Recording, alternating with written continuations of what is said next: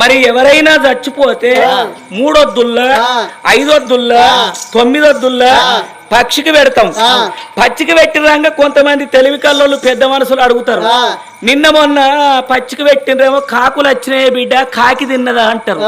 ఈ కాకే ఎందుకు ముట్టన్నాయి అంటే దానికి ఒక అర్థం ఉన్నది. ఎందుకంటే కాకి ముడితే మన కర్మ తొలగిపోతుంది. కాకి ఎందుకు ముట్టన్నంటే పూర్వం లోపల రావణ బ్రహ్మ అంటే ఎవరో కాదు, బ్రహ్మదేవునికి మునిమనవడు, బ్రహ్మదేవుని కుమారుడు కశ్యబ్రహ్మ, కశ్యబ్రహ్మ కొడుకు విశ్వవాసు బ్రహ్మ, విశ్వవాసు బ్రహ్మ కొడుకు రావణ బ్రహ్మ. వాడు 4 వేదములు 18 పురాణములు 6 శాస్త్రములు ఆపోసన వట్టిన అమరవేద పండితుడు.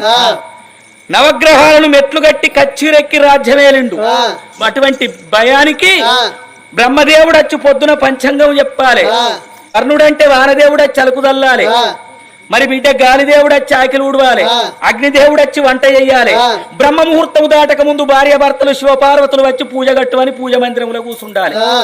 అగో అంతటి ఎల్లించుకున్న రావణ బ్రహ్మకు ఒకనాడు దుర్బుద్ధి ఉట్టి ఇలా యమధర్మరాజును ఓడిస్తారని గద పట్టుకొని గాత పెట్టుకుంటూ పోతాడట.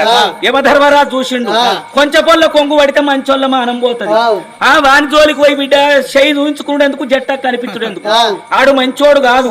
నవగ్రహాలని మెట్లు కట్టిండు, సురతి 33 కోట్ల దేవతలు ఎట్టి పడుతున్నాడు, ఎన్నన్న జాగుంటానని యమధర్మరాజు ఉరుకుతాడు.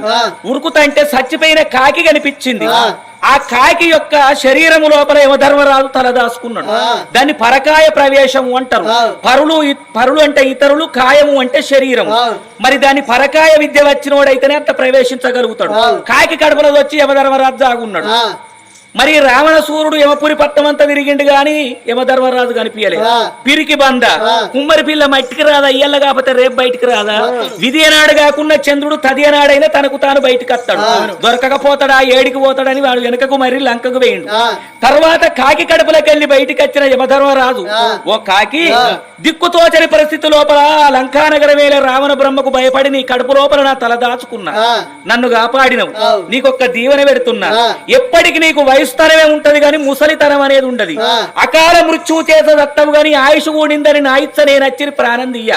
అకాల మృత్యు అంటే ఓ కరెంటు తీగ వినాలితే షాక్ కొట్టు, ఎవడన్నా కట్టెబెట్టి దెబ్బ కొడితను, గప్పుడొచ్చి నీ ప్రాణం తీస్తా గాని నా ఇచ్చ నేను నీ ఆయుష్ కూడిందని వచ్చి ప్రాణం దియ్యా. కలియుగం ఇంకా పుట్ట పంతం ఉన్నది, పెరగ పంతం ఉన్నది, ఉప్పు పప్పు చోట ఉడక పంతం ఉన్నది. ఏ తల్లిదండ్రి చచ్చిపోతే కన్న కొడుకులు అయ్యవ్వకు అగ్గిపెట్టి 3 వద్దుల్లో 5 వద్దుల్లో 11 వద్దుల్లో 9 వద్దుల్లో పచ్చికి పెడితే కాకి గిట్టచ్చి తిన్నదనుకో చక్కగా అటువంటి వాని జీవి స్వర్గం పోవాలి, నరకం రావద్దని దీవెన పెట్టిండు యమధర్మరాజు.